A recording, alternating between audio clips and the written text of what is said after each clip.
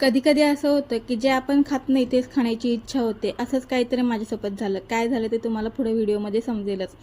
भरपूर दिवस झालं मला अंडी खायची इच्छा होती. गेले वर्षभर मी अंड्याला हातसुद्धा लावला नव्हता आणि बघितलंसुद्धा नव्हतं.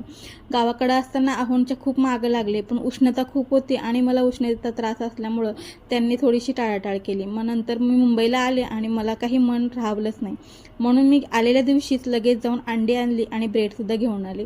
दुसऱ्या दिवशी सकाळी उठल्यानंतर मस्त असं ऑमलेट बनवलं. ऑमलेटमध्ये कांदा वगैरे काहीच टाकला नव्हता, फक्त हिरवी मिरची आणि कोथिंबीर टाकली होती. थोडीशी काळी मिरीची पावडर पण टाकलेली आणि त्यानंतर मस्त असं तव्यावरती थोडंसं तेल टाकून अंड्याची पोळी बनवून घेतली. 2 अंड्याची पोळी बनवली होती मी. त्यानंतर ब्रेडसुद्धा बघा, मी ब्राऊन ब्रेड आणला होता, तो सुद्धा मी तव्यावरती आधी थोडासा भाजून घेतला होता. त्यानंतर पुन्हा मी त्याच्यामध्ये ऑमलेट भरलं आणि 5 मिनटं पुन्हा त्याला मस्त क्रिस्पी होईपर्यंत भाजलं. एकीकडे दूध तापवायला ठेवलं, चहा बनवून घेतला आणि मस्त असं ब्रेड आणि